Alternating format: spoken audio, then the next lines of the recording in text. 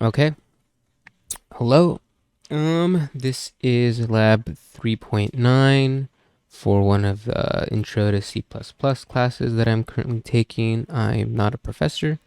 I'm just a student who had lots of trouble with this lab because the book was not good at explaining anything. So, what we'll need to know is variables first, strings, doubles, characters, IF streams, OF streams, how to open and close files, is if and else branch statements, setting that for ranges so that we can set this file, or so we can set this letter grade range here.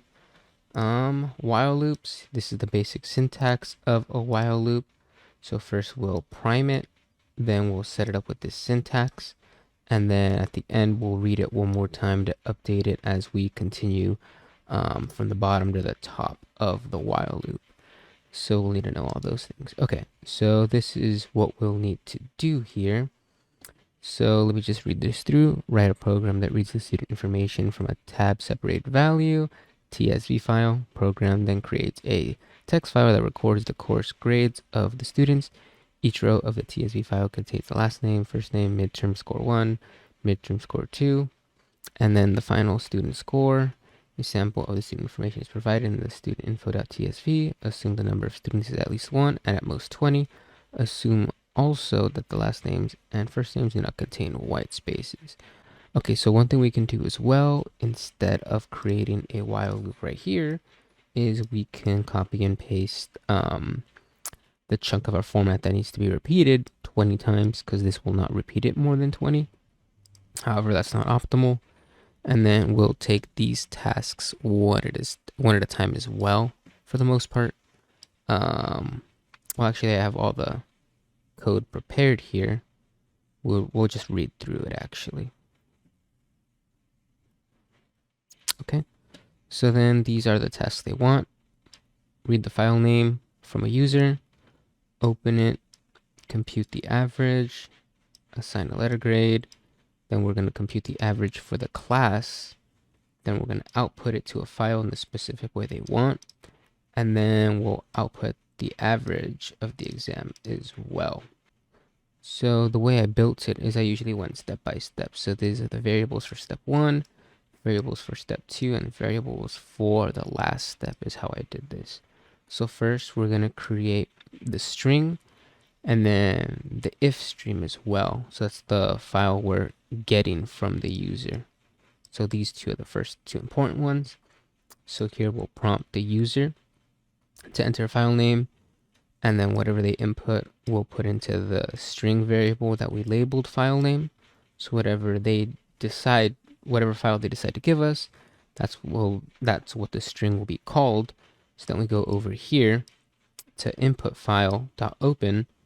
That string that we have will be correctly named with whatever the user inputs. We'll skip this output file for now. This will be the last thing we'll be concerned about. So now that we have our file read from the user, now we can start our while loop down here.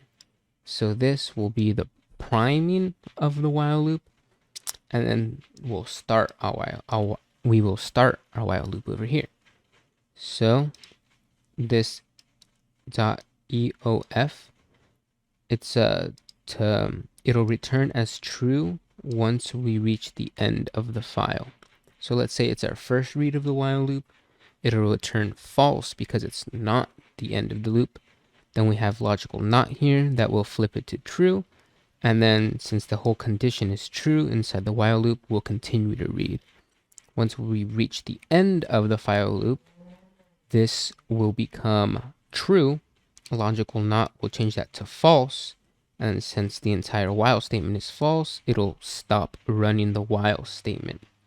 So that's how this .eof and logical not and while work together. So within this while loop, we're going to calculate first the student average score. That'll be the doubles from over here. We're going to create the strings for first, last name, doubles for each exam. and then a double variable for the student score, and then a character letter grade. So we'll need all of those variables for this while loop, as well as some additional ones for the correct steps here. Okay, so this is going to be bullet point 3. Compute the average score of each student. So that's what this code does here. So this variable is going to be equal to midterm 1, 2, 3 divided by 3. That'll get us the average, and that'll do it for each student. So every time this gets updated down here, or every time this gets updated, we'll use the updated numbers from this file. Then we have an if else statement over here. So this sets the upper ranges for the code. So 90 and above A, 80 and above B, 70 and above C, 16 above D, and then anything else is going to be letter F. The ranges are implicitly applied here, right? So you can't get to this statement if you have something that's going to be over 90. You can't get to this statement if you have something that's going to be over 70 or over 80. It's implicitly applied there. And then, so that's how we'll get the correct student average score assigned.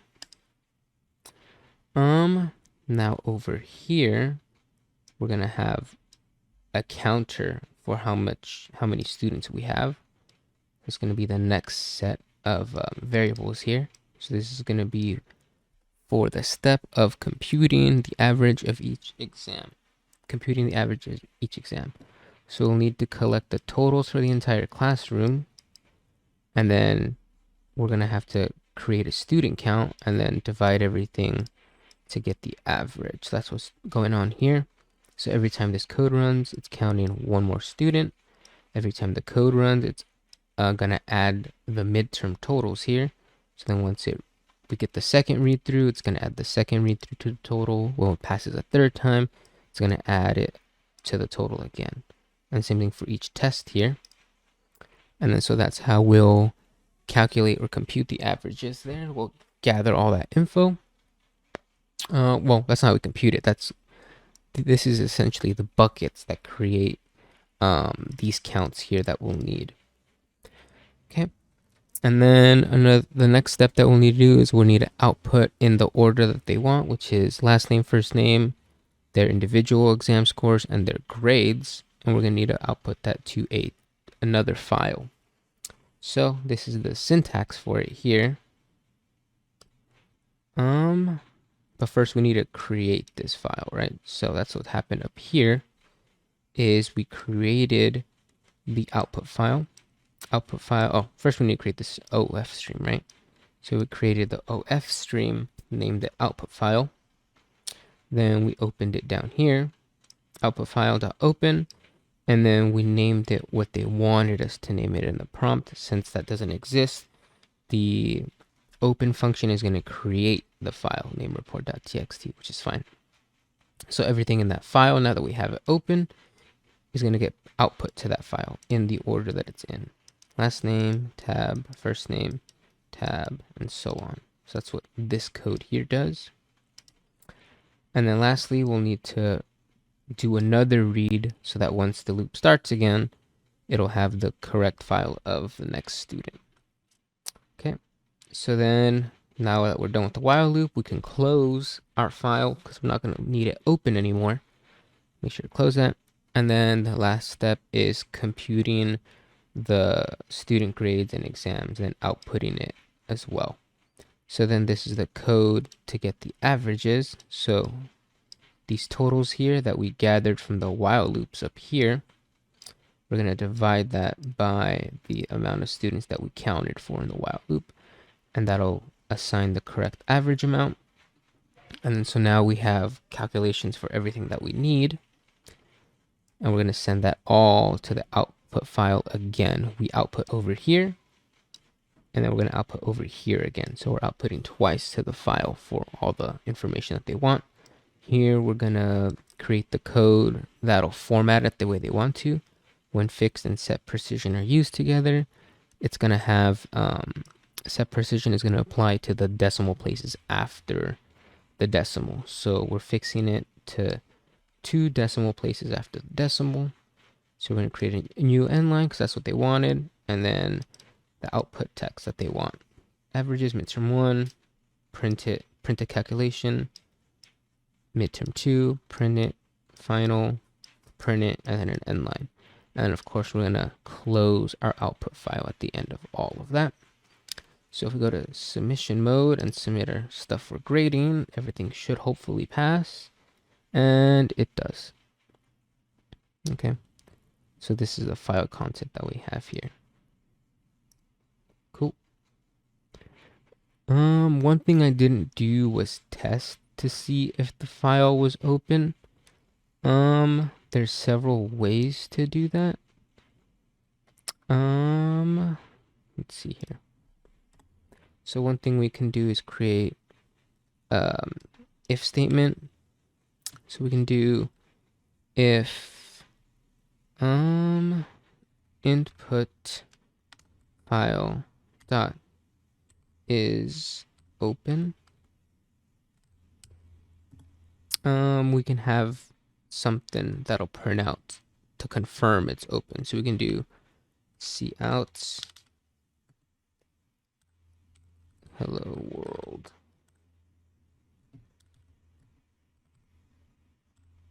There's several ways to test to see if your file is open.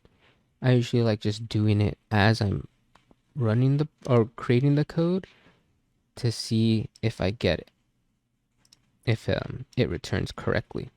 So that's one way to test for it. You can also create an if statement that'll print out if it's not open correctly.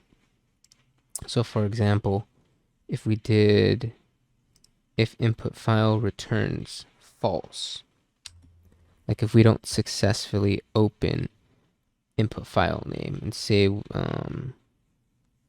something was wrong or we just didn't have it, then if this was returned as false, then it would print out again or something like that. Let's see here. Yeah. So now this time it didn't successfully open. So it's saying hello world instead. And then if we return this code and it is successfully open, then we shouldn't receive that anymore. Yeah. And then so we don't. So that's kind of two ways to test if the file is not open. I tested it while creating the code, and then I just deleted it because I figured it'd be fine